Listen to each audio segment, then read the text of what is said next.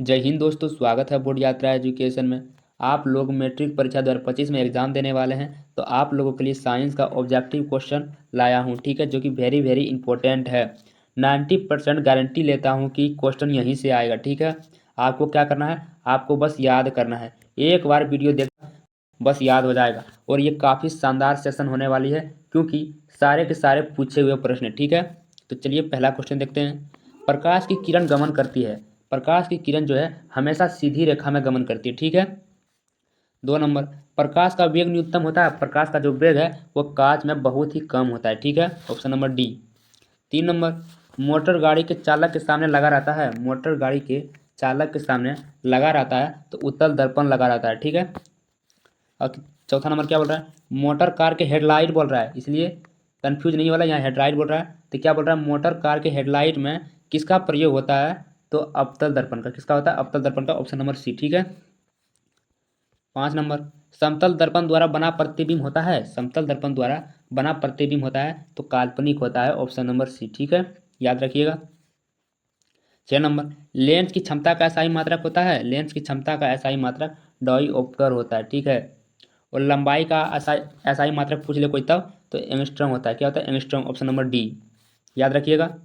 7 number, प्रकाश की किरणों का पथ दर्शाने वाले चित्रों को क्या कहते हैं। क्या पूछ रहा है यहाँ पे, प्रकाश की किरणों को, प्रकाश की किरणों का पथ दर्शाने वाले चित्रों को क्या कहा जाता है, तो किरण आरेख कहा जाता है। क्या कहते हैं, किरण आरेख, ठीक है। Option number A. 8 नंबर, प्रकाश के अपवर्तन के कितने नियम है। मैं कई बार बोल चुका हूँ कि प्रकाश के अपवर्तन हो या परावर्तन हो, उसके 2 ही नियम होते हैं दोनों के, ठीक है। Option number B. और चैनल को शेयर कर दीजिएगा अपने दोस्तों के पास, और चैनल को सब्सक्राइब कर लीजिएगा, आप लोगों से रिक्वेस्ट है, ठीक है। 9 नंबर, किसी माध्यम के अपवर्तनांक का मान होता है। किसी माध्यम के अपवर्तनांक का मान होता है, क्या होता है, साइन आई बटे साइन आर, ठीक है। Option number A.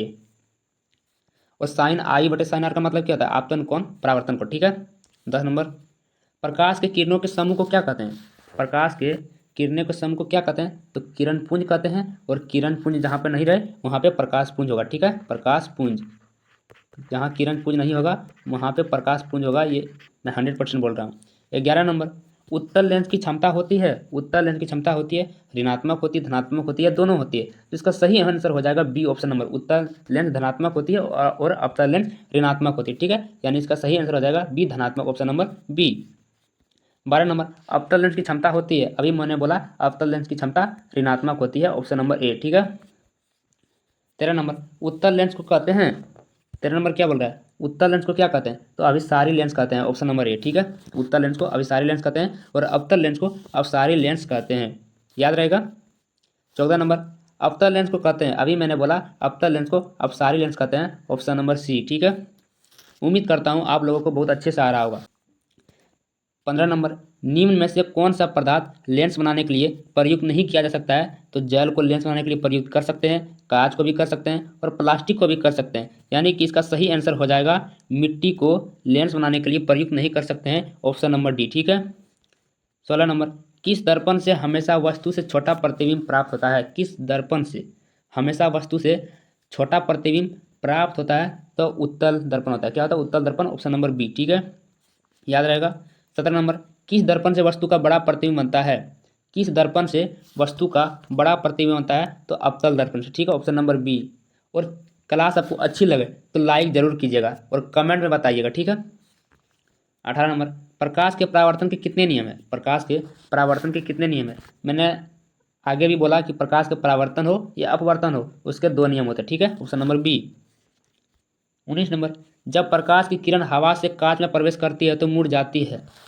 जब जैसे मान लीजिए ये कांच है, ठीक, ये हवा से इस तरह प्रकाश आ रही है तो ये अभिलंब है, इसे अभिलंब की ओर मुड़ जाएगी, ठीक है। तो यहाँ क्या बोल रहा है, जब प्रकाश की किरण हवा से कांच में प्रवेश करती है तो क्या होती है, अभिलंब के निकट, यानी ये अभिलंब है, ये अभिलंब है और इसके निकट है, ठीक। समझ में आया। 20 नंबर, फोटोग्राफिक कैमरा का अभिदृश्य होता है। फोटोग्राफिक कैमरा का अभिदृश्य होता है तो उत्तल लेंस होता है। क्या होता है, उत्तल लेंस। ऑप्शन नंबर ए, ठीक है। 21 नंबर, साइड मिरर के रूप में प्रयुक्त होता है। साइड मिरर के रूप में उत्तल दर्पण प्रयोग होता है। Option number B.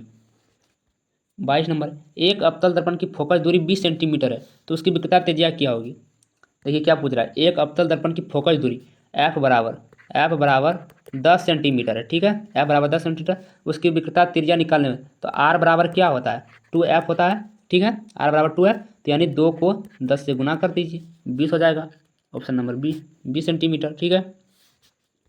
23 नंबर, निर्गत किरण एवं अभिलंब के बीच के कोण को क्या कहते हैं। यहाँ क्या बोल रहा है, काफ़ी शानदार क्वेश्चन है। निर्गत किरण और एवं अभिलंब के बीच के कोण को क्या कहते हैं, तो इसका सही आंसर हो जाएगा निर्गत कोण ही कहते हैं, ठीक है। 23 नंबर का सी होगा।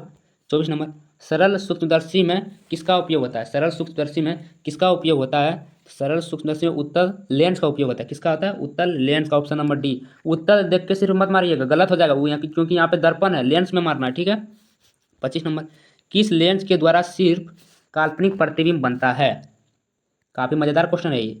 किस लेंस के द्वारा सिर्फ काल्पनिक प्रतिबिंब बनता है, तो अवतल। क्या आ जाएगा, अवतल। Option number B. 26 नंबर, परावर्तन के नियम से निर्धारित होता है। परावर्तन के नियम से निर्धारित होता है तो आपतन कोण बराबर परावर्तन कोण, ठीक है। आपतन कोण बराबर परावर्तन कोण। ऑप्शन नंबर ए हो जाएगा। 27 नंबर, काल्पनिक प्रतिबिंब होता है। काल्पनिक प्रतिबिंब होता है तो जो है वो सीधा होता है। कैसा होता है, सीधा होता है। 28 नंबर, लेंस में मुख्य फोकस की संख्या कितनी होती है। लेंस में मुख्य फोकस की संख्या 2 होती है। क्या होती है, 2। Option number A. और दर्पण में मुख्य फोकस की संख्या, दर्पण में मुख्य फोकस की संख्या 1 होती है और लेंस में मुख्य फोकस की संख्या 2 होती है, याद रखिएगा। 29 नंबर, सर्च लाइट का परावर्तक सतह होता है। सर्च लाइट का परावर्तक सतह क्या होता है, तो अवतल होता है। Option number B. 30 नंबर, दाढ़ी बनाने में कौन सा दर्पण प्रयुक्त होता है। दाढ़ी बनाने में कौन सा दर्पण प्रयुक्त होता है, ये तो सबको पता है, अवतल होता है। ऑप्शन नंबर सी, ठीक है। उम्मीद करता हूँ आप लोगों को क्लास बहुत अच्छी लगी होगी, और क्लास अच्छी लगे तो चैनल को सब्सक्राइब और लाइक जरूर कीजिएगा, ठीक है। धन्यवाद।